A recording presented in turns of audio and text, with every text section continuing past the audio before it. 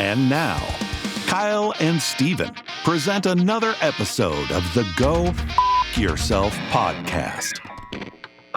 It's Fix. Really? Well, that's embarrassing. The Go Fix Yourself podcast.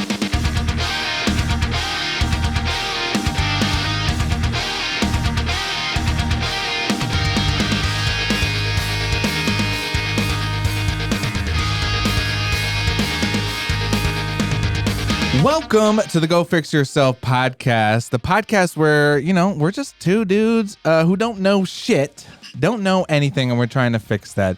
I am your co-host, Steven, and to my left is the Mojo Dojo Casa House owner himself, Kyle Redding. What is going on, everybody? I can't help but think how we are setting up the listeners so well.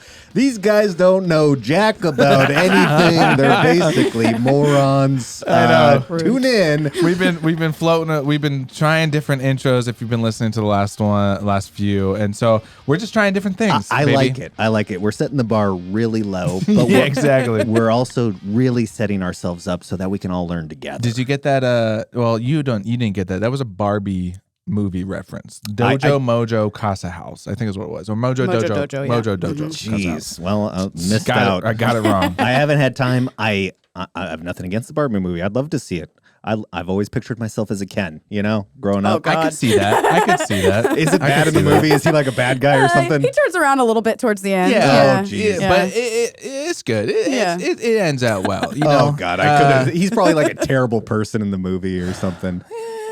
He's not great. He's not great. Anyway, welcome to the Go Fix Yourself podcast. We are, like I said, we are trying to fix what we don't know. And today, Kyle, we are fixing the topic of tarot cards. Now, what's that? Exactly.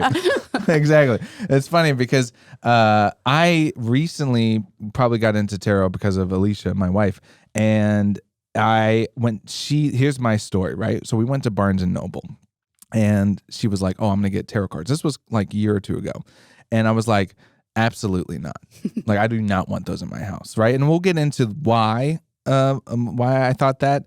But she did anyways, and I was just like, "That's a good wife." I'm not stoked. Anyway, so she on the drive home, we're talking, and she's telling me more about tarot, and I was like, "Okay, I guess I had it all wrong, right?" And so. Ever since then, I've been learning more, and I've been actually having people read my tarot, including our guest for today, who we will introduce in just a second. But Kyle, so you've never had your tarot read? I can't even spell tarot. Yeah, I tried and I spelled it wrong. No one can. Yeah, there's a silent P in there actually too, not just a silent T. So we are excited today because we have the tarot expert. Oh shit! I saw tarot goblin on the. Yeah, I like that's that. what I would Goblin. say. Yeah. Okay. Chaos goblin. Chaos goblin. Witch, some will call me. Okay. Yeah. See, I love this. We're Yep. already starting off on stuff that I'm sure people aren't going to be like, I don't know what that means. Tarot goblin? I don't even know what that means. Sounds scary. Me neither. And so, anyway, Tesha White. Yep, that's me. Welcome. Tasha White. Tarot with Tesh. That's what they call me. Tarot with Tesh. Tarot Welcome. Gremlin, Goblin. All of the above. Yeah. I need more nicknames. Yeah. I need 3 nicknames. We'll come up, Yeah. maybe if we can come up with one by the end of the podcast, that'll be a win. All right. So let's think about it. But anyway, put it on the back burner. Welcome to the podcast, Tara. Thank you. I almost called you Tarot. What's up, Tarot? Tarot with Tesh is what I was going to say. You wouldn't be the first person. Yeah. Well, it's good. It's a good business name, FYI. Tarot with Tesh, because it sticks in your brain. Yep. Well, we're excited to have you on. Thank you. Happy to be talk here. To us about what this weird, world, crazy shit. just a bunch of witches. Yeah. Just like they're floating around. Voodoo dolls. This and guy shit. could be a witch. He doesn't even know it. Oh, I would love that. Look at his face. Look at his. He's so spooked right now. People have called me a lot of things that sound like witch. Oh, Growing up, okay. that was my nickname in grade school. Yeah.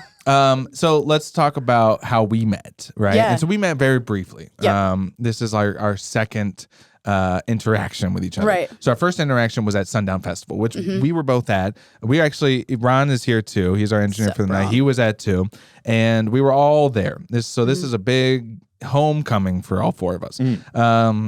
And so you were all weekend, all 3 days, which is a long ass time because I was there a long time, and like you were there before me, and I think when I left Early. like 2 nights, I think I still saw you around, rocking around. So you were there Probably. late.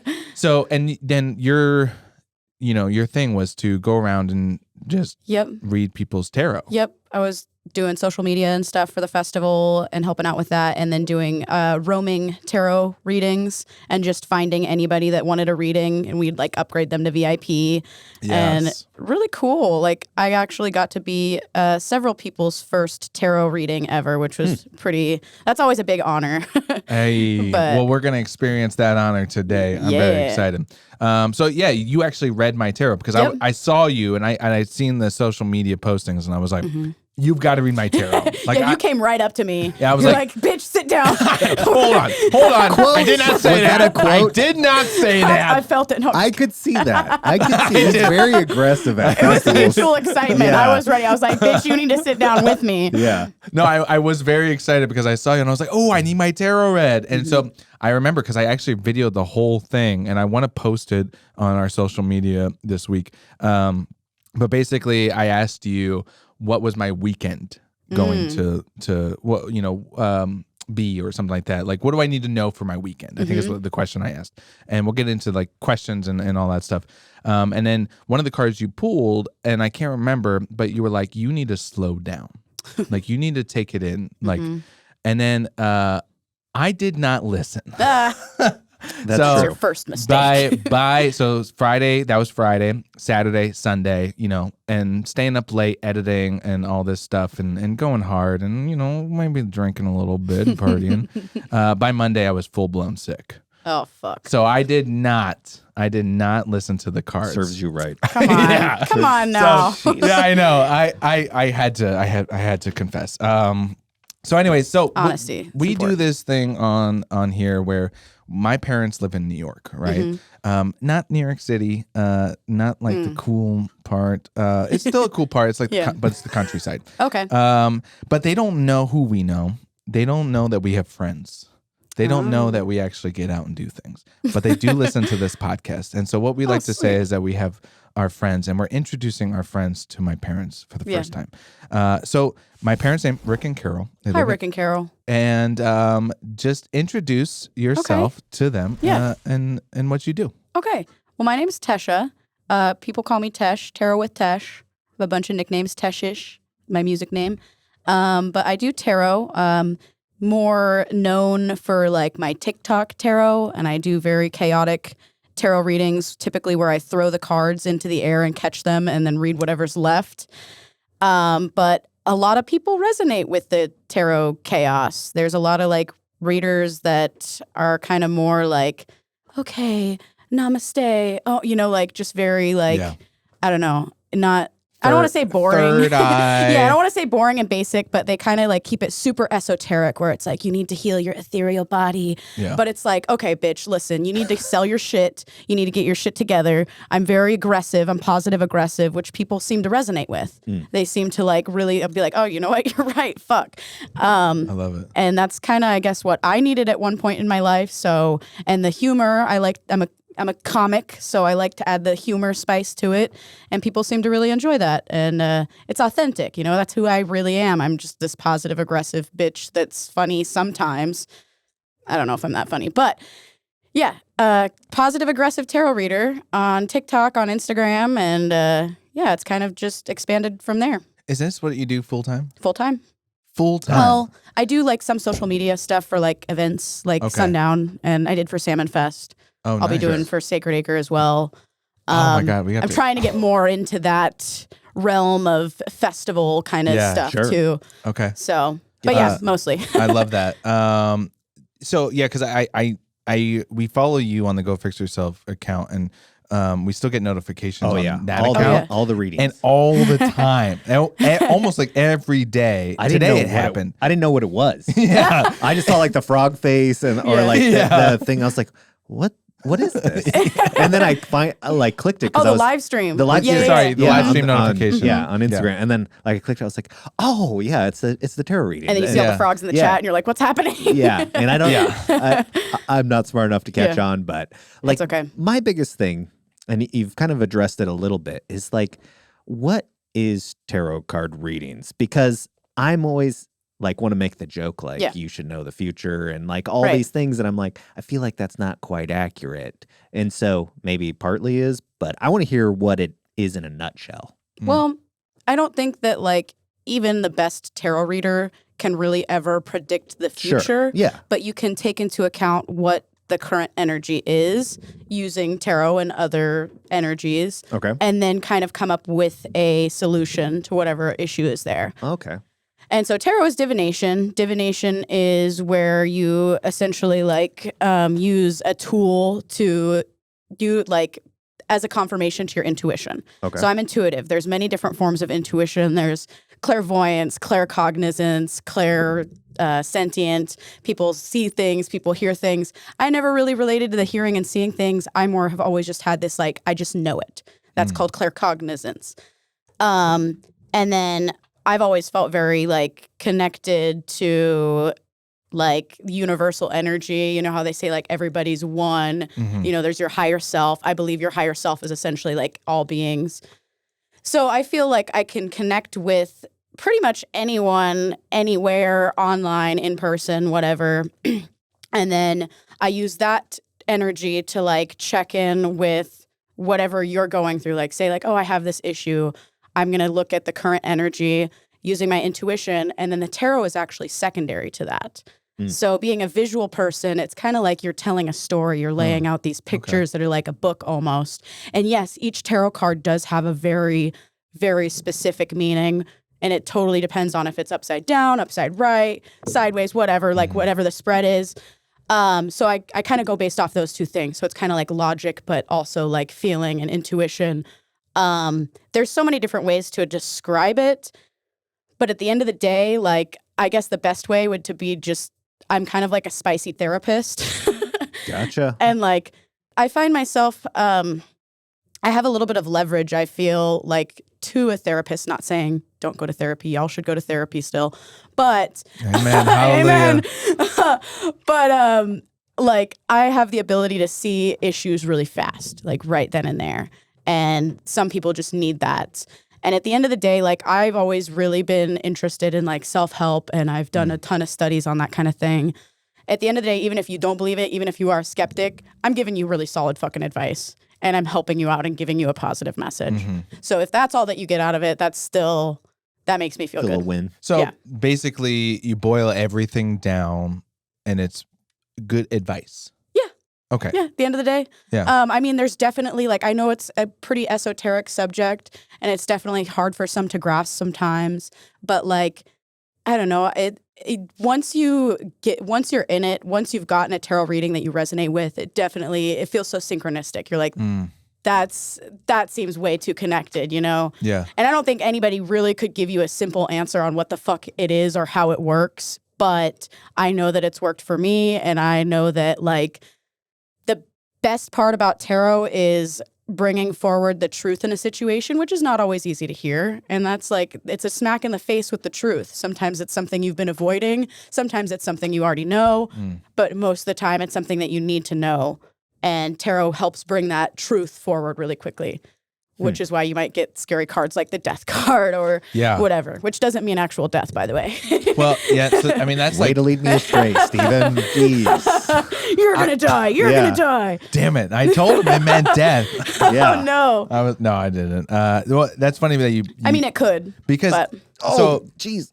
I mean, I'm getting mixed signals here. At its core, no, Yeah. it does not.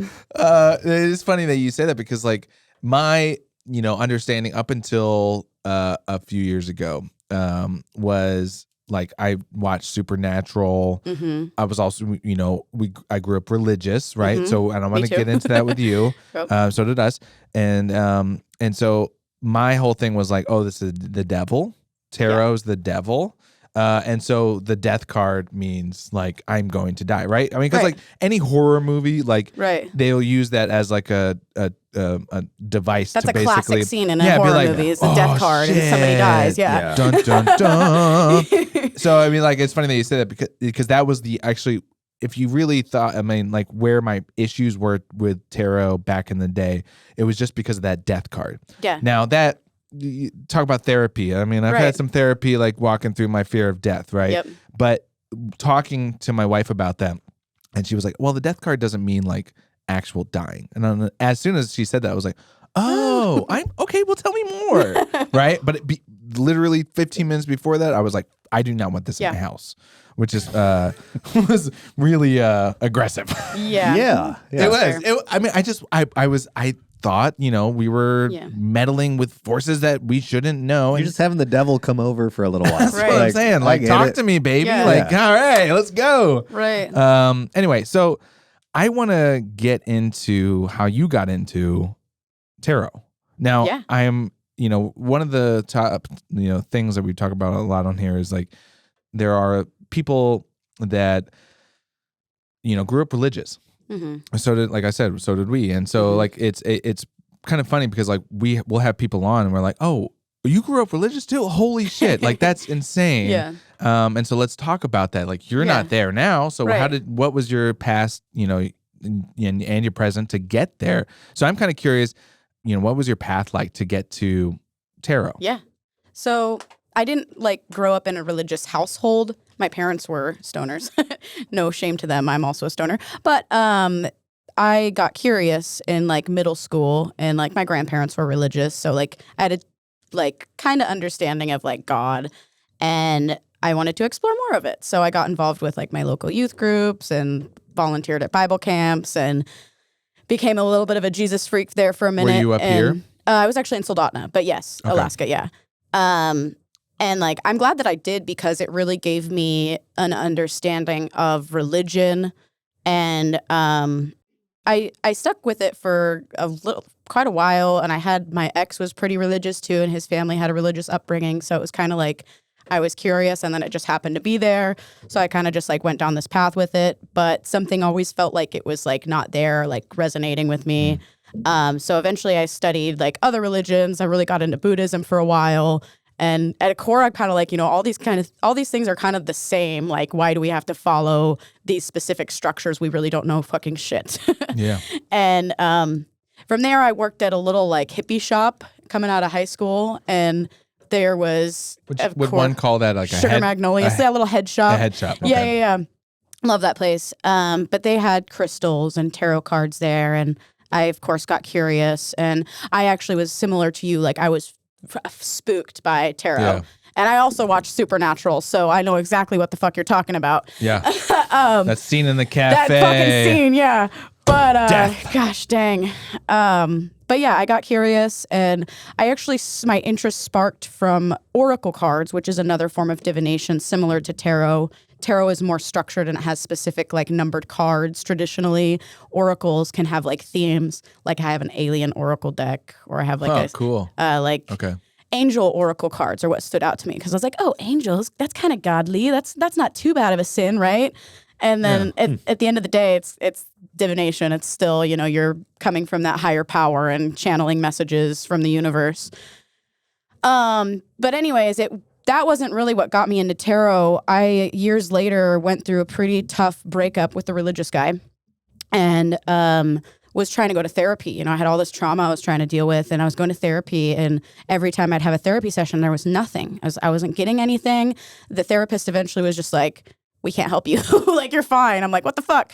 So then I started watching tarot readings on YouTube, and just started resonating. These people all across the world were reading my cards and knowing exactly what the fuck was happening in my life. And I was like, what the hell? And through that, it almost ripped this vulnerability out of me, where I was like, oh my God, that's right. It was you have to address your traumas. You have to go through your traumas. You can't avoid it. And the whole time I was just avoiding it, trying to be I'm fine. Everything's fine. I'm great. But I really wasn't. And then it was after that, and then getting a tarot reading from someone that kind of changed my whole perspective on it.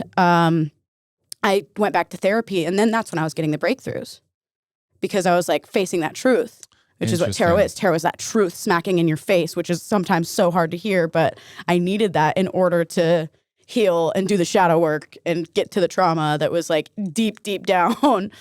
But yeah. So and then tarot kind of pushed you, then gave you a little nudge. Oh, yeah. Like, I mean, to get help, I guess. To stop being avoidant. Yeah. Interesting. Yeah. See, and that's the thing I think, I mean, that's kind of why I've been more interested in it. It's funny that you say like there was one tarot that kind of like, you know, made you like all in, I guess you could say. Like I was talking to a buddy the other day and he was like, dude, I had my tarot read and he's like, most insane cards. He's like, he's like, that was months ago and I still remember them exactly what cards were pulled. Like, so you can choose to like make it mean something to you and you can choose to make it advice and like, you know, give you little nudges. So I think that's really interesting. It just depends on I'm assuming kind of how you're approaching it, right? Yeah. Yeah. So I'm kind of curious. You did talk about like divination. Divination, yeah. And like, but also like oracle cards, which is a form of divination. What do the different cards mean? Those are like so divination is like the tool that you'll use to help you channel. It's like it's what you use as your confirmation for your own. Okay, gotcha. Yeah, so you can use like a pendulum. I actually got a pendulum way before I got a deck of cards, which is like the little thing that hangs from the like chain and it like did. Yeah. You can read people's like, sorry. Is pendulum like the magnet thing? No, but that is one of them. And you see those people on TikTok I've that seen use those. People on TikTok. Yeah. Or you have like the little rods. I also see the fucking like the rocks. Yeah, you know, like the pearls. That's charm casting. It's just like, it's insane. And I resonate with tarot. Somebody else may find that they can divinate better through one of those tools, but tarot's always like been the one that really like clicked. Yeah. And then of course Oracle, which is another card. Yeah. So I mean, is there a difference between like is like for someone saying like, oh, I'm kind of interested in it. Like, is there something like they should start with, like, or like different type of cards, or just like whatever catches their fancy? I think whatever catches their fancy, really. Like whatever like resonates with you. Like I started with just a basic traditional like Rider-Waite deck, which is like what everybody starts with. It's like one of the oldest decks, and I liked it. It was colorful. It had like what I needed, but also like it was just like my first deck that kind of led me down the rabbit hole. Then eventually I found like colorful decks like this deck that are like, this is me, right? Yeah. This is me in a nutshell. You're like wearing that color palette. Yeah. And I get out of here. Yeah. But like, I think Kyle's got his fingers up in a cross for the people. I got my holy water here. Oh gosh. Yeah. Oh geez. This whole time. Yeah. You thought I was drinking it? Nope. I was saving it. It's okay. It will just expand my senses. Your powers. Yeah, exactly. Yeah. Okay, I was just making you stronger. Right, exactly. She like hulks up. Okay, so let's talk about the process of tarot reading. So, you know, you're going to read our tarot. Yeah. And we're going to do it simple. We don't need to go like into like the 10 cards or Oh, God, whatnot. no. I don't ever do that anyways. Okay, good. We're going to do it simple. But like talk to us about the process. Tell Kyle about the process of getting the tarot read. And then I want to get into actually getting our tarot read. Yeah. So what is like, tell Kyle what he needs to get ready and what he needs to do. Typically, I will. You need to take all your clothes off. One of these again? Well, there's different steps for every person. Some people, you know, will have you hold the cards or like have you do a meditation or breathe with them. I don't really need to do that. Sometimes I like to take a few deep breaths to get into the moment, into the zone, auto zone. But typically we'll ask like if there's anything that's going on in your mind that you'd like clarity or guidance on, like anything. And usually it'll be like the first thing that pops up, and it could be about love or career or family issues or financial stuff, like whatever. Does he need to? And I got to be specific. Verbal? No, you can just tell me like if there's something general in any of those categories. If not, or if you're thinking about a lot of different things, what I would suggest to do is to just do what I call a general reading, and essentially the universe will tell you the most important thing that you need to know. Gotcha. And a lot of time I do A lot of times when I do a first-time reading, that's what I end up doing. But if you have something particular, if there's something that's like jumping out to you, then we'll do that. But yeah, then from there, I'll pull some cards and typically, you know, I'll look at the whole of the spread. I don't really like to pull more than like 3 to 6 cards. I think it's too much. If you do more than that, you can get the message lost in the sauce. But then I'll, you know, utilize my intuition as the first feeling that comes up and then actually like read the specific meanings of all the cards as well. Is there a shuffle that happens? Oh, yeah. I got a chaotic shuffle. Okay. Oh, yeah. No cuts. Oh, Everybody shuffles different. Yeah. I could, but these are... A bridge? That's a lot. Yeah. No, I'll just do my chaotic shuffle, which is pretty spicy as well. And two, like, there are readers out there, and I'm not shaming any reader at all, but they'll just essentially tell you the issue, and they'll be like, this is what's going on, you're fucked.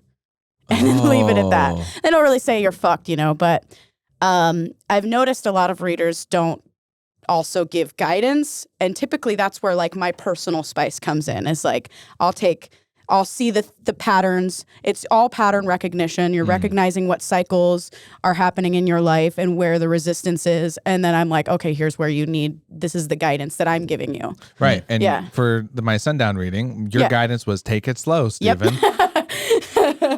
And still, you don't listen. Hey, I don't listen to a lot of my readings, let me tell you. Do I learn from them? Yes. Yeah, definitely. And it's funny, it still sticks in my brain. Like, damn, I should have listened to that reading. I should have slowed down. God damn. Okay, so do you feel comfortable like verbally talking about my problems? Yeah. All of them? We can just do straight up, see what comes out too. Yeah, I mean, I'm down I for can whatever. go first. Yeah. Yeah? Yeah. See you watch me do it, and then icebreaker. and then I and then you do it. Okay. Okay. Oh boy. So I'm kind of used to this as like a question. Yeah, any question that you can think of. Nothing in regards to pregnancy, please. Oh boy. It Wasn't happens a lot. thinking that. Now I am. Now that's all in my brain. It's like the Stay Puft Marshmallow and No, Ghostbusters. Steven, you're not going to get pregnant. It's like, don't clear your minds, guys. And I just popped in there. Okay, so I'm kind of curious. So I've talked about it here on the podcast the last several weeks. I've been like in this burnout period of my business. And so now I finally, through therapy and through reading and through talking out my shit, because that is very hard for me as a man. And I think that's just how we grew up. It's just like, don't talk about your shit. Keep it bottled up and work on it yourself. It's not anybody else's problem. Push it deeper. Go deeper. And so, but through all of this, I'm finally like I visually see myself like coming out of the hole and like I'm seeing like a sunset.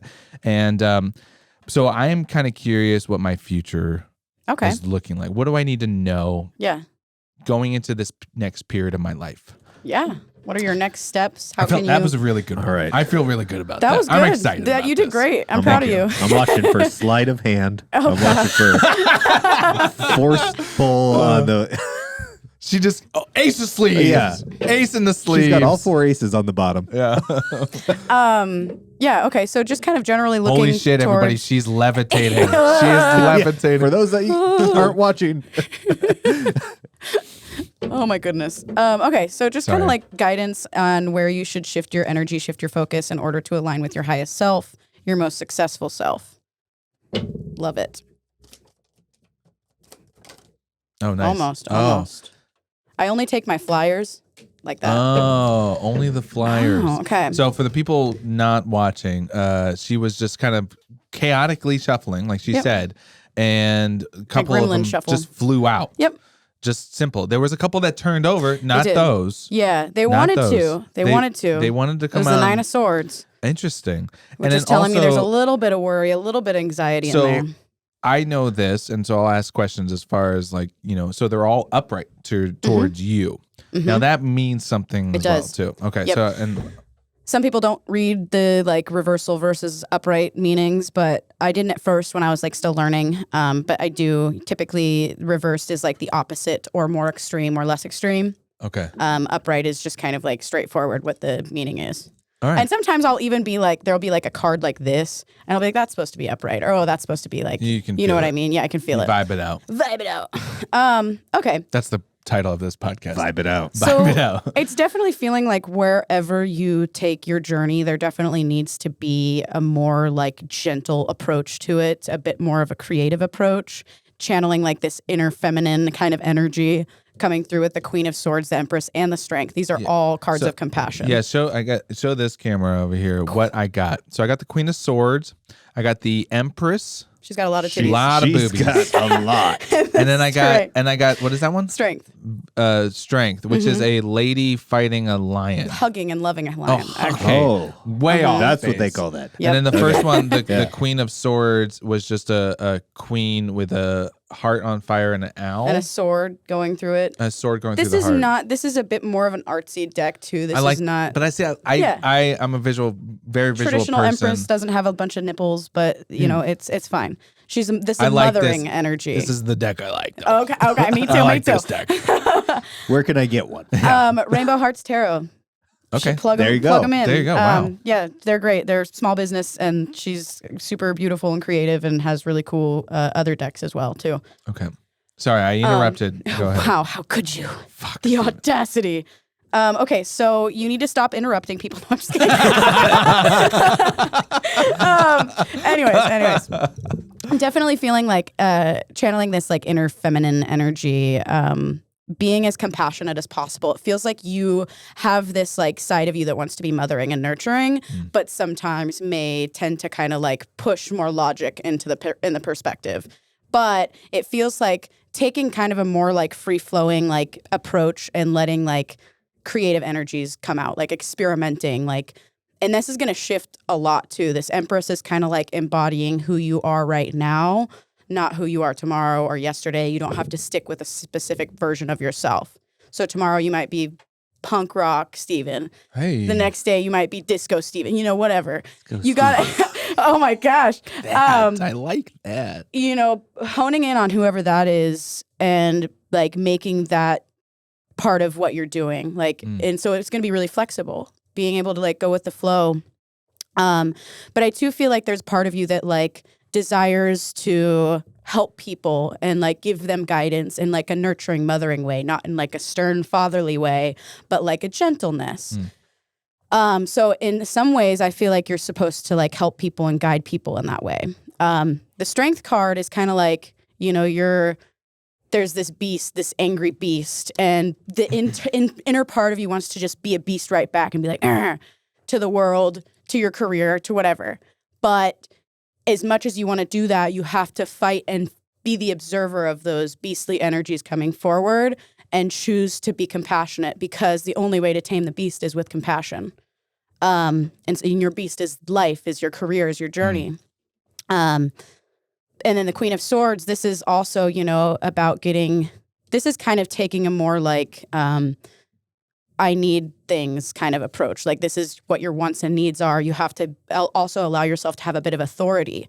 Just because you're this gentle, mothering energy doesn't mean that you also don't get your needs met. You know, from time to time, you have to be like, I need a rest. You know, I'm momming over here. I need to be mothered or whatever. Interesting. But yeah, I definitely feel overall like it feels like your journey is headed in the right direction, but just maybe shifting the energy, shifting the flow, like going with the flow a little more. Yeah. Letting your creative energy come out, letting your mothering energy come out. It's yeah. So the first off, a lot of that resonated with me. Thank you for that. You're welcome. Let me tell you why too. So through all this process I've been working on myself, I've realized I'm not in touch with my childhood, right? Childhood, child. I kind of look at it as like, oh, I was a Christian, I was, you know, and so I kind of tend to write little child Stephen off. And so recently I've been like actually getting back into that. You know, I used to draw a lot when I was a kid. Haven't done it since. And here I am in the last few weeks, you know, picking up a pencil and paper and just drawing for the fuck of it, and then painting. Yeah. Which haven't done in a long time.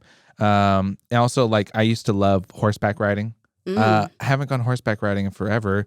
Now I'm going horseback riding in the next 2 weeks. So it's like there's a lot of like stuff where I'm like, wanting to be creative and getting back to that like childlike wonder, I guess. Yeah. Another thing that you said was the helping people. That is so crazy because I think I've talked about it on here and maybe I didn't. It was like last year, November, I did like this whole like, goals, your 5-year plan, right? And like just kind of like, what do I want to do? Or at least what feels good when I write it out. That can change. One of the things that I wrote down and I keep consistently on my whiteboard in my office is teach people. Oh. Which is crazy that you said that. I don't think I've ever actually my wife knows because she comes to my office, but like no one else really knows. And so I want to teach people like what I know. Yeah. Now, how do I do that? I really haven't found that out, but it's something that's been like, I don't care.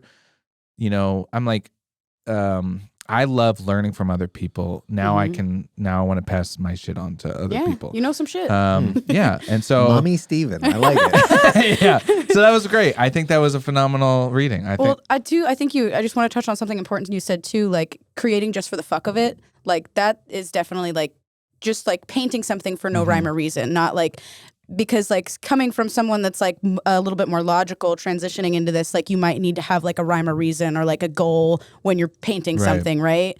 And freeing yourself from that is so good. My creativity has all been used for my business, right? So it's like I get paid now to make designs and I get paid to make videos. And so it's like when creating for myself doesn't happen anymore because now by the time business day is done, I'm like clocked out. I'm like, I'm tired.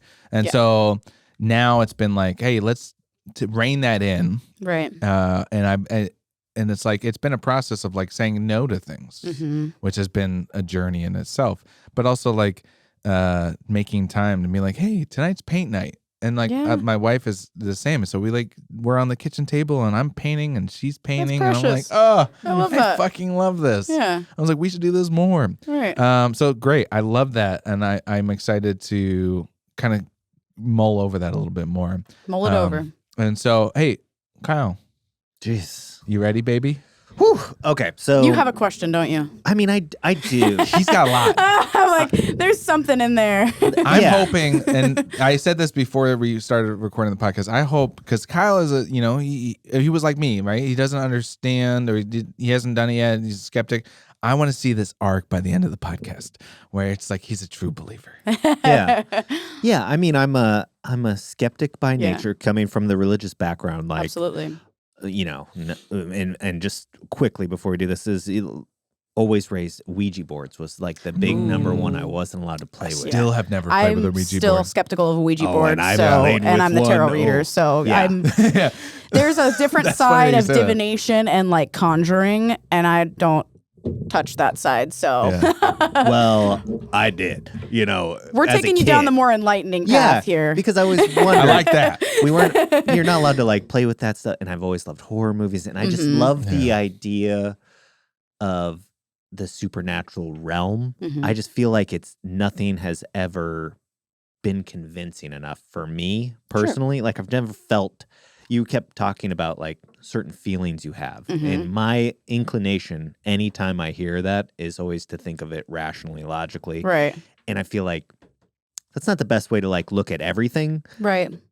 And I just feel like that's naturally how I approach stuff. And so I'm open to anything. And so I'm going to try to be as open-minded as I can about this and go into it with I'm proud of you. Pure intention. I'm proud. That's exactly what I ask. Yeah. And so I need to tell you just kind of, or briefly touch on. Just a brief question if you have. I'm pretty sure, don't we need to do the chant in Latin and then light some candles? Yeah. All of our eyes have to roll back into our heads Get the knife out. Sure. I already pre-cut myself. Let's go. None of you guys have any diseases. We're good. I don't know. Disease free. Okay, I take it back. I don't know. Oh, no. Okay, all right. You're going to need to sign something here. Yeah. There I go, interrupting, guys. Just listen to the fucking cards, Stephen. God. So, the biggest thing on my brain right now that I've been struggling with for a while is it's a mixture of being a good parent and career, like these things are kind of coming to a point where I'm like thinking about the kids more than my own pursuits and passions, but I also struggle with, I want to pursue a lot of things in my life, and I just have this kind of like crossroads that I'm at. Like, do I make decisions based on my offspring, or do I kind of do my own thing? And so I'm really just struggling with being a good parent. I think is the theme. Okay. And so I don't know if you can do something with that. Sure, yeah. It's just like that's what comes to mind initially. Kind of just like wanting to know how you can make the best decisions. Yeah, or if I currently am making good decisions, because I'm obviously not absent yet. Yeah. You know, I've considered it. No, but like I'm on a path right now, and I don't know if it's right. Okay. Because there's a lot of parenting's wild. We'll kind of aim back to that then. Like, what is your path, and how can you aim your energy to get there in line with your highest self? Similar to kind of how we addressed yours, but considering all those factors as well, of course. Okay, Kyle. Ooh, first one. Okay, I'm not going to take those because they kind of were stuck. I want to do one more, though. That's where I send the kids. Oh, man. Okay. Jeez, this is dark. No, actually. 4. Yes. They all came out. So show the camera what you got. we have the King of Swords. Nope. We have the Tower. Okay. Tower's on fire with lightning. We have the 8 of Cups. Okay. Dude walking away from 8 cups. And we have the 5 of Cups. All right. And a lady just hanging out with cups. So I do think you need to give yourself more credit. I think that you are doing better than you think you're doing in all of those things. Okay. It does feel like when you are making decisions and when you're parenting and moving through life, you're very much channeling this King of Swords energy, which this is also kind of similar to Queen of Swords, where it's like you're a person of authority. You're making sure you're getting what you want. You know, the King of Swords is very considerate. You're not just considering what you need, you're considering what everybody needs. And I feel that sometimes, you know, you're thinking so much about, you know, what you didn't do or how you could have done it different, when in reality, like, every decision that's made is for a reason. Whether you have to, I don't think you're not ever going to be on your path. You may just take a side road, but you're always going to come back to your main path. Okay. And I think that, like, when those side roads are taken, there's something deep for you to learn, and it's only going to make the main road an easier travel. But it does feel like you're definitely considering everything. You got to give yourself more credit because, too, it feels like sometimes when these decisions are being made, it's not in the best circumstances. Like, you literally have to work with what you have. And, like, this Tower coming up is telling me that there may have even been recently just kind of like this unexpected chaos, kind of destruction happening in your life. And it doesn't have to be like one particular thing. It doesn't have to be physical. It could be emotional. It can be like a mix of things, which is usually what the Tower represents. And in the heat of those things, you're especially like in your King of Swords, where you're like, I need to come up with a solution. I need to fix this. I need to hold everything together. I need to make sure nothing falls apart. When in reality, I think the best thing for you to do is to surrender to that, which it feels so uncomfortable, because the Tower is going to fall apart. And there's this fear that's like, if it falls apart, I'm not going to be able to protect myself. I'm not going to be able to protect my kids. But maybe your structure just needs to be rebuilt. And that's nothing to do with you. It's just a structure that's been there for a long time. It's an old belief system. It's, you know, whatever's not serving you. And like, why are you holding it together for fear that nothing better is going to come in and replace it? Because a better structure could come in. And once this Tower's fallen apart, you actually get a clean slate to work with. You get to build that structure exactly how you want to build it. You get to make sure those decisions really are the best decision for you and everyone involved.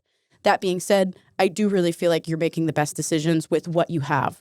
And you got to give yourself that credit, because sometimes you have to, like, it feels like you're even creative. Like, you're coming up with solutions that may not have even been there. So, yeah, I do feel like you're like on the right path, but I do feel there's this urgency to surrender to things that are outside of your control and sometimes be okay with what you're working with, right? It feels like people are understanding, and you can sit there with this 5 of Cups and hold on to, oh my God, I should have done that differently, or oh my God, what's that terrible thing could happen? What's the next terrible thing that could happen? Being present. Not thinking too much about what's not happening or what's going to happen tomorrow. All that really matters is right now. But like being able to kind of release that and like sit with it. Like, we were talking about pushing shit way down. Mm-hmm. You don't have to sit there and linger with that shit that you're pushing down, but you do need to experience it, if not briefly, before you can move past it. Otherwise, it's going to keep coming up, and this tower is going to keep trying to shatter itself down, and the cycles are going to keep repeating. And typically when those cycles keep repeating, where the tower keeps coming apart, you need to, change something. And it just feels like there's this like holding on energy, and that's all that needs to be changed. Gotcha. Just going through it, not around it. And this 8 of Cups, this is cool. This is kind of like completing the story, but you see like where this 5 of Cups, this person's like mourning over these tossed over cups and they're really upset about it. But you're actually with this 8 of Cups energy, with this 8 of Cups is like, it kind of sucks. You're walking away from these old cycles, these old patterns, these old habits, but you can always reflect on it and look back on it in a way. Maybe, maybe you're sad about it one day, maybe you're happy about it one day, but you're like, you're packing your bags and you have a mature energy stepping away. But yeah, definitely like thinking patterns changing, and it's a lot to take in. And I feel that this only shows that you're a very considerate and compassionate person. And I do feel like you are doing everything that you can with what you have. Sometimes there's a need to just release it and release the control, surrender to it, because a lot of this is outside of your control. Sometimes you just got to let the universe baby you. It sucks when the things are falling apart, but they usually fall apart to fall back into place how they need to be. Yeah, and that's interesting because the 8 of Cups, I took that as me walking away from my 8 children, like forever. Oh my gosh! No, I'm just kidding. No. Oh no! I don't have 8 kids. Oh my Do you have 8 kids? No, I don't. Oh my God. He had 8 crying kids. over here. Yeah, he had 8 Actually, kids, but 5 of them tipped A over. couple of them spilled. Yeah. No, Oh, okay. Well, it's kind heavy. of crazy because like I'll fill you in on it. A couple things in my life is I have a teenager that's going into high school and I have a toddler, and so very different age ranges. Very worried about the future for them and making good decisions and all this stuff. And so we've been talking a lot, and the tower kind of like we've been talking about selling our house and like getting a new house in a different area, or Anchorage, wherever, right? And so it feels like we don't want to because we're so used to being there for the past 7 years since we got married, and it's like this is our home. But we feel like the hard work is selling your house and getting rid of all your stuff to like relocate and hopefully kind of start new in some sense, like be around some different people and blah, blah, blah. And so that like hit me is because obviously I'm a type A analytical person. Like I'm thinking of every possible outcome with parenting. Like, am I doing the right thing? Was that the right choice? Was I too harsh or too easy? Like constantly fatigued by decisions and if I did the right thing. And so it's just funny because, I mean, at the same time, when I say there's family problems, there's a lot of stuff that we can generally say that would apply to somebody. No parent thinks they're doing it right. Per se. There's a lot of parents I find out don't spend a lot of time thinking they're making wrong decisions. They just kind of go with the flow. Right. But I spend all my nights thinking about the decisions and what repercussions they'll have instead of kind of being more present and just accepting that I'm not going to be perfect. Right. Well, it doesn't help when there's already all these circumstances going on and you already have all these other things. And I think like letting the tower fall apart, you transitioning will only help to make sure that those decisions really feel good. Yeah. Kind of clearing out that space. But it feels like you definitely have to like approach your stuff. You can't like help a situation without helping yourself. And it may seem like the hard approach, but it feels like this is something you've been pushing for. Like it's just coming up. So kind of gotta go for it. Yeah, surrender to it. It's wild because I mean, it's looking at these is obviously like I can interpret them in a lot of different ways, and so I mean, it's fascinating how there is some overlap into like kind of like you're kind of getting me like, wow, I mean, that's kind of exactly what I'm it feeling. Resonated. Yeah. And so I think that's awesome. Like that's cool. And in worst case, I'm a disbeliever. You can't help but take some of the advice that you're saying, right. and be like, you know what, I'm not a horrible dad. just bad, like, you know, just, I don't know about that. so Not horrible, I'm just bad. Oh man, I left my cups back there. I'm not coming back Yeah. for those guys, but It is interesting how I got the Queen of Swords. Yeah, And you got the King of Swords. what can I say? that's Sweetheart. that's the wing wang Yeah. right there. Yeah. Yeah, because like me and my wife, we'll pull like tarot, and like last time we did it, we were in Talkeetna, and like we got the same card. Out of all those cards Dang, in yeah. that deck, we both got the 72 same of 'em. card, and I was like, that is freaking wild. And I shuffled, and I'm a good shuffler. So it's just like it's interesting. There's like the little synchronicities. You're like, Yeah. man, that's fucking weird. So I'm kind of curious, like first off, how do you feel right now after feel, getting your first tarot read? I don't know. I mean, I feel good. I feel like seeing this stuff, like I feel like there's a lot of things I feel like the person that asked the question wants to know an answer. So it's almost like what you're saying is like I'm trying to apply that to me. Yeah. Right. And so even if you were way off, I feel like there would be a way to kind of still be like, oh, that's kind of true too. Like I feel like that's how it applies. Right. But I mean, there was a couple things in there that are pretty spot on. So I mean, Yeah. I got to give that to you. Like that's Thank you. It's impressive to be able to look at these, because you said there's 72 cards, right? I said 72 earlier, and then I smacked myself in the head. It's actually 78. 78. And so I'm assuming there has to be a period of time where you are learning what these different symbols can mean, or Even still. Yeah. so Yeah. it's a evolving thing. Oh yeah, then. it's been about 10 years since I've started working with tarot, and like even still, like I've memorized front to back. Like I still use my guidebook from time to time, and I don't think there's anything wrong with that. There's alternate meanings when there's reverse, when there's upright, when it comes to love, family, career, every situation, and it's a lot to remember. But even still, like I'm using my intuition and like using that to, like, I don't need the guidebook, but I still want to apply the logical side to it as much as I can. Okay. But yeah, that's like a lot to remember. Yeah, I was gonna say. Took a very long time. So I mean, like, can I see the deck? Oh, dude, for a absolutely. second? Because I am kind of curious. Oh, Because I mean, there's so. the devil got you. First off, He's got you. the art is what gets me. Oh, right? yeah. The art gets me on these things. So I'm kind of curious. If I pick one, would you like be able to like interpret that Yeah. into? Kind of explain the like, symbols. That one's pretty cool. it's just it's the Four of Wands. That's The four, Four of wa- Wands. That's four So that's- wands if I've ever That seen one, them. It's, I don't normally and does this is not why have. I picked it, because it's Oh, yeah. four naked ladies dancing around the fire. Very Midsommar. If I It is might. very midsummer. Typically, that actually only interprets two people, and it's like ceremonial. It's like the card of ceremony, so weddings, marriage, things like that. Perverts But pulling it. another aspect of the Four of Wands is like community and connecting with community. So I really like this depiction because it's not just love; it's like community and connecting like with your interesting. tribe and your people that you can be yourself with.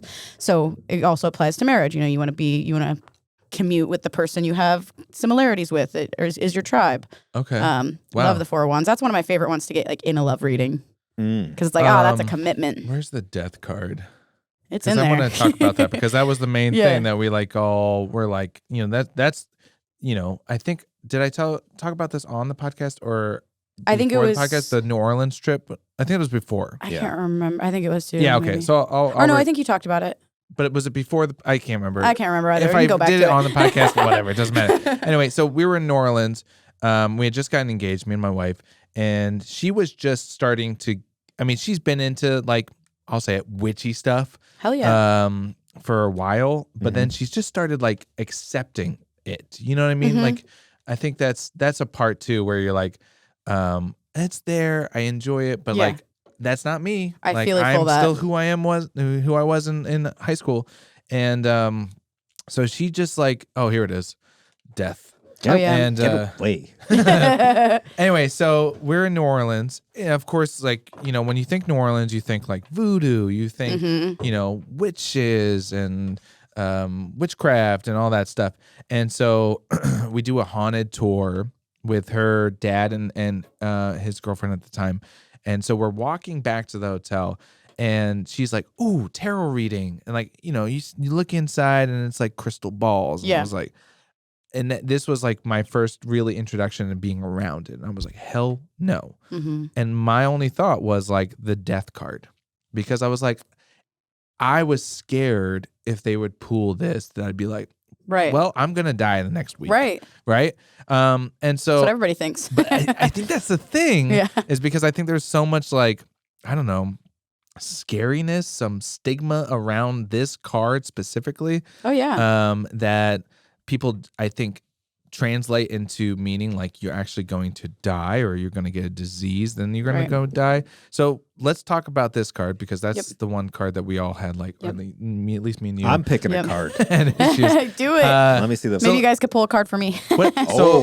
So say one of us pulled this. Uh-huh. What does that translate to? I usually always, before I even show the person, because I know they're going to have the same reaction that you just did, I'm like, this might seem like a scary card, but this is actually a good card. Right. It really is. It's one of my favorite cards. I have a big like board of it hanging up in my tarot room.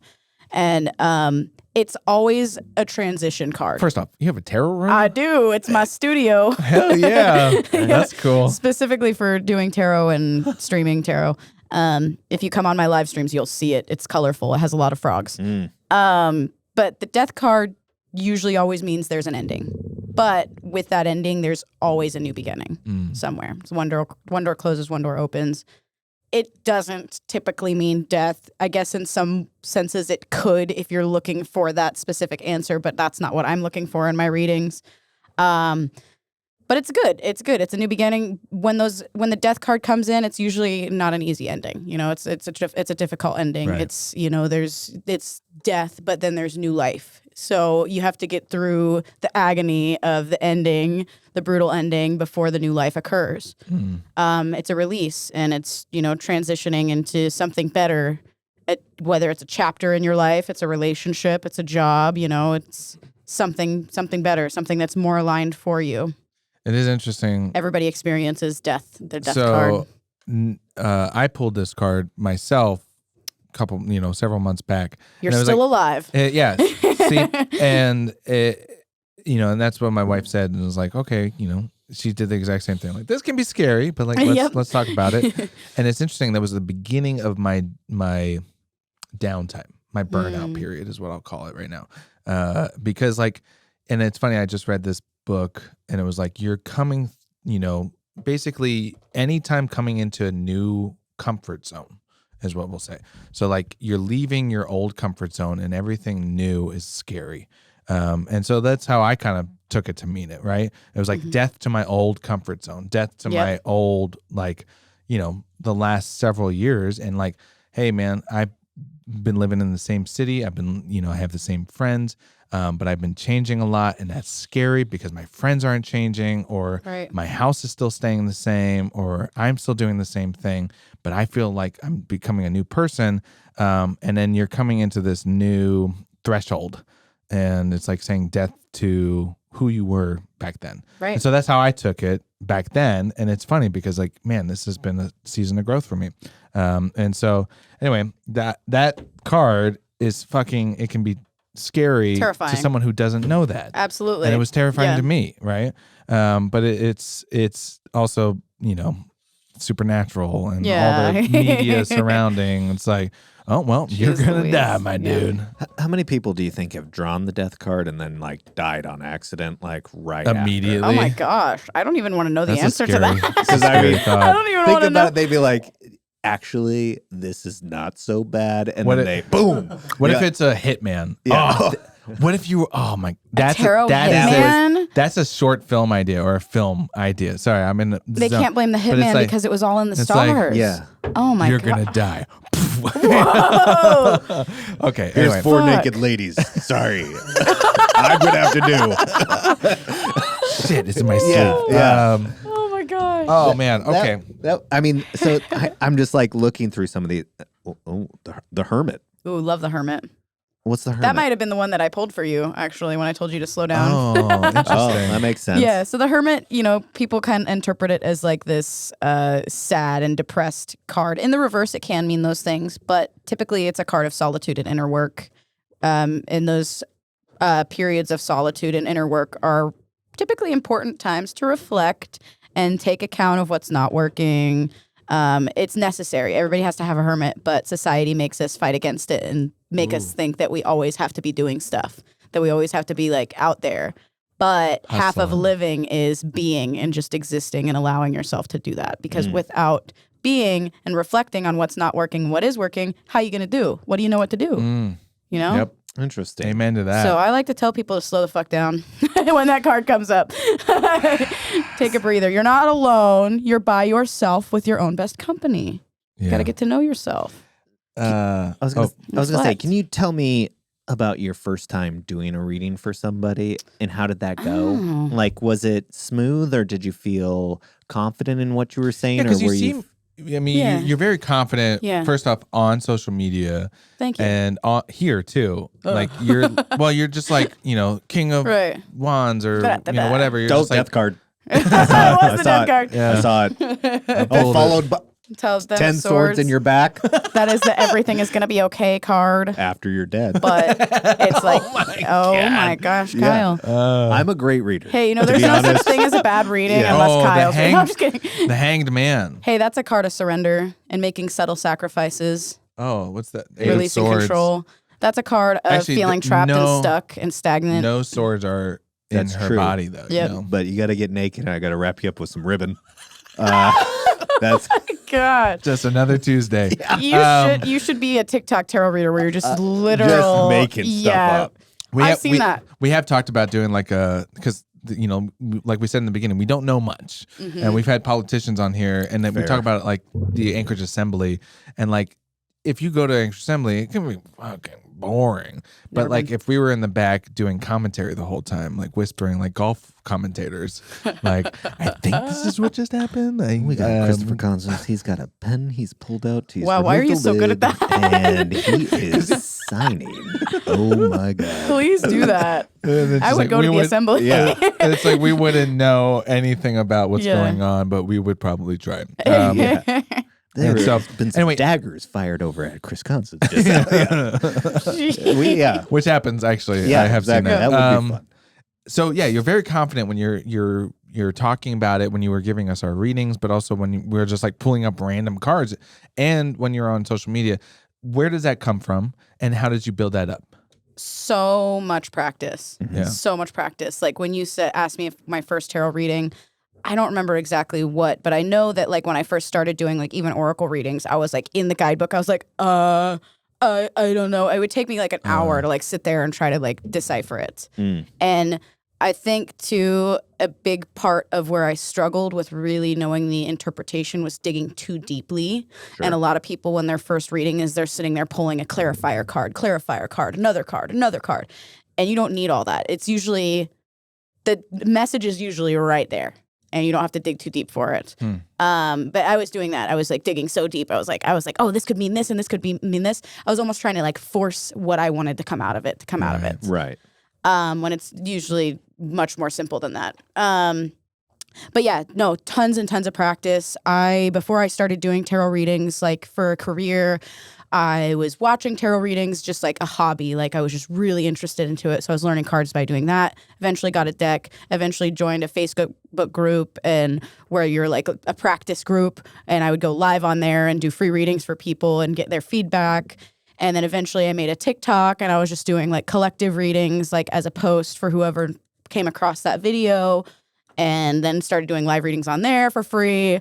And then eventually was like, oh, I'm getting good feedback, and eventually started like charging for them and making money off of it. And I still do a lot of free tarot readings, but now it's a career. So well, thank you for doing free tarot. We're getting an invoice at the end of the day. Venmo request. If you're my friend and I have my deck, like I'm more than likely going to just give you a free reading. In most cases. So can I ask you this then? Yeah. Like, so you and a friend are sitting down, you got your deck of cards and you do a reading, right? And they're like, do it again. And so if you did it again, I probably wouldn't do that. Probably wouldn't? No. Okay. Because that's what I was like, then I feel like. You're saying you want more advice. Yeah. I do know, well, usually because like, I don't know, sometimes like there'll be, I've never really had that, but I could see how someone would be like, I want a different answer. Yeah. But yeah, I don't remember what I was going to say, but yeah. I don't want to like misconstrue the original message that was there. Right. So, Right. Because I feel like, especially if you gave advice or something that was just like, yeah. I don't like that. Right. I Let's do roll notice it back. myself, like when I'm doing a reading for like a friend or someone that's really close, I do almost put like a wall up, a boundary where I have a hard time being more straightforward with them sometimes. Because I want to, being protective exactly of their feelings. So It's like, oh. So there are, I've told family members, I've told friends, I'm like, I don't want to do a reading for you. Or like if it's a certain subject, I'm just like, I put a boundary up. I'm not going to do that. That's Only my a few card. times, but That's my card. Yeah. and they've always been, oh, that's a great card. The full. Yeah, everybody thinks that like you're being stupid and careless, but that is like taking a leap of faith. That's like taking a risk. He's definitely, so I'm looking in a joyous way. Yeah. It's a little scary at times. You're jumping off a cliff and you don't know there's a safety net, but you just have to trust that it's there. He's jumping into a portal. Yeah.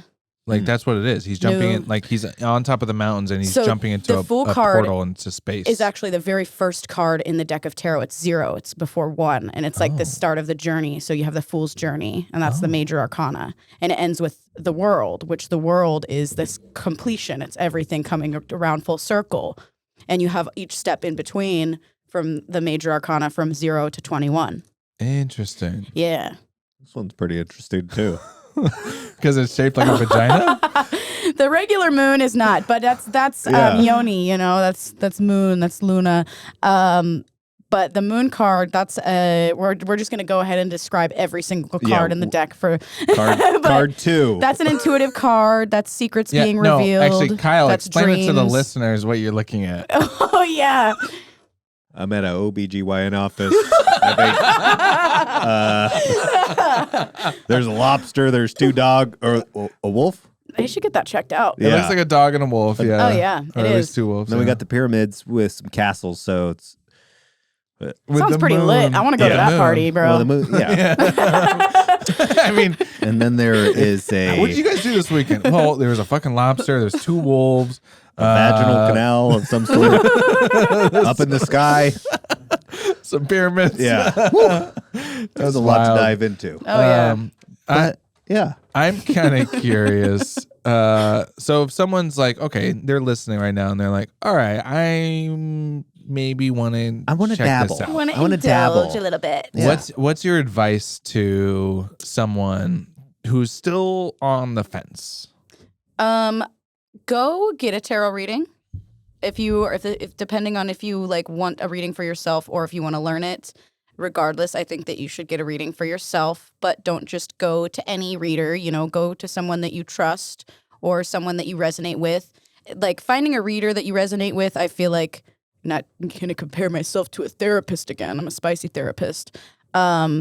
Is like finding a therapist. Mm-hmm. It's, you got to find someone that you match with. I've definitely had readings where I'm like, that was not for me. That did not click. That did not resonate, but other people may resonate with that person. So, take your time, get a deck for yourself, pull a card a day, see where it goes. It's not going to be something that clicks with you overnight. If you're lucky enough to know somebody that you trust that can give you a tarot reading, that's a great start. I personally got started by watching collective tarot readings on YouTube and was resonating with a bunch of different messages that I was getting. So that could also be a good path. There's so many different ways to go. And like when you get a tarot deck for the first time, it's going to be overwhelming as fuck. Like you're not going to know shit about fuck. And like, rather than like I said earlier, where I was like diving in too deep and pulling way too many cards, don't do that. Like just do 1 card a day, look up the meaning of that card, pull a random card. Don't, think about it too difficult. You'll come up with your shuffling method. You'll come up with your, kind of spreads that you use, but just do a card a day. Let's read what that card means. See if that applies to your day at all. Mm-hmm. That's a great way to start. Love that. But yeah, watching readings, getting a reading, pulling a card a day. That's probably what I would do. Cool. That is what I did. I dig that. Yeah. Yeah, and that's something I've been curious about because I think in the beginning too, I was like struggling and overthinking like, whoa, what's my question? Oh, it's got to be really good. Like right. I got to think of it's got to be amazing. But like it's as simple as like, what do I need to know for my day today? Yeah. Right? Yep. Like, keep it simple. Keep it simple as straightforward. If you want to start reading, keep it simple. Hell yeah. Mm-hmm. Cool. So when you're done, like, your full-time job is reading tarot. When you're not reading tarot, what are you doing? I am going to the festivals and the raves. Rave. Yep. Okay. All right. And making music. Making music. Now we've talked about that because we did not know this, but we played one of your songs on this podcast. Now we have played I think 3 songs. At most 3. It has to be. Well, okay. 2 in one podcast. We'll say less than 5. Wow. Less than 5, yeah. But at least 3 that I can think of right off the hand. 2 for Byron Nikolai of his songs, and then 1 with Ed Washington. Yep. And we might have played more for other artists, but at least those are what we think. Now, of course, the time that we had Ed Washington on here, we listened to the song that he worked on with you, Watermelon Pussy. It's a banger. That is, that's a core memory. Oh, yeah. That's a core memory. I'm grateful. And so, you're doing music on the side, just kind of something you're into? Yep. That was actually kind of part of my post-breakup. I've always been interested in music, but then right after this breakup, I got into doing tarot, and then I wrote an EP and within like 3 months, and all those things kind of like combined on my healing journey. And now I have a band, and I do solo stuff on the side. I produce electronic stuff, and then play like psychedelic indie stuff with my band Brain Hole. Good name. Brain Hole. I pulled it out of my brain hole. Yeah, that's good. What's the? This is audio nerd shit. What's your DAW? I use Logic. Oh, you're a Logic. little bit of Ableton on the side for some things, for me. some plugins, but Logic, it's just, it's I easy. started Just in logical. Logic. I started in is. GarageBand, then I went That's to Logic. why I went to Logic. And then I did the transition to Ableton. Mm-hmm. And now I'm like... Ableton's so shiny. I love it. It's so nice, but then there's also like... I'm also an audition for like film stuff. And I'm also like, there's so many faster things I could do over here than Ableton. But anyway, that's nerd That's stuff. why I kind of combine things sometimes. That makes sense. Yeah. Well, that's cool. So let's talk about, your music. Where can people listen to Watermelon Pussy or your other songs? Spotify, Apple Music, any major streaming platforms. And then it's Tesh. Yeah, so it's under Teshish, Teshish. Teshish. A lot of people go Teshish. Teshish, like hashish. Teshish. Which I'll take that one. Yeah. But I only have 2 songs under Teshish. See, now I'm calling myself Teshish. But I do have an EP that was released in 2019 under the name Tesia, Tesia, and it's called Overkill. And that one's a little more like almost on the hyperpop, like experimental side of things. I worked with a producer on that one, and we released it. And I love that one. That one has a meaning to my heart because it's kind of a journey like tarot. It's like, here's I'm feeling depressed and sad, and then it ends with a song called "Go Fuck Yourself." Hey, kind of like "Go Fix Yourself." Yep. Yeah. And it's kind of just like a fuck you. And that song's actually a 2-part song where it like transitions halfway through, and it's kind of like "Go fuck you, fuck yourself," and then it's like la la la, more melodic. I want to hear it. We'll listen to it later. Yeah, listen to it later. Yeah. Take it in. Rack the views. It's like a 4 or 5 minute song. So we just edit it so that it says fix. Go fix yourself. Go fix yourself. Yeah. There we go. Yeah. Maybe. Well, okay. Well, awesome. Where can people find you? So we just talked about Spotify, but where can people find you to do like live tarots, your videos? I'm both on Instagram and on TikTok. My Instagram is Tesia White, TESIAWHITE. I got a link tree in there so you can find all of my music and my TikTok and everything. But my TikTok is Tarot with Tesh, and that's TESH. Nice. Tarot is spelled TAROT. Wait, TAROT for those that don't know. Yeah. How to spell it. Tarot, yes. Yeah. Mm-hmm. Well, hey, thank you for coming on. This was enlightening. Very much so. I'm glad. Because I first off, I think it's amazing, kind of cool to see someone actually turn this into a business and like actually do it, but also be really fucking good at it and then be passionate about it too. Shucks. And so thank you for coming on and sharing your gift with us. I pulled the death card again. Oh my god! He looked right at it. Oh no! I think I mean, maybe there's something I need to just stab. Yep.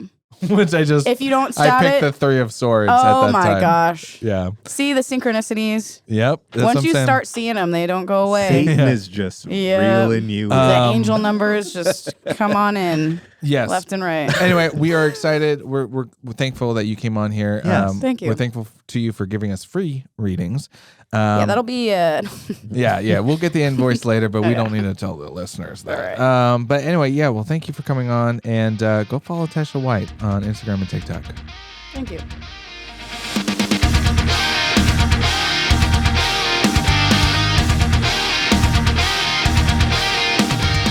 Thanks for tuning in. Kyle and Steven will be back with a new episode next week. In the meantime, check out gofixyourselfpodcast.com. And remember to always go fix yourself.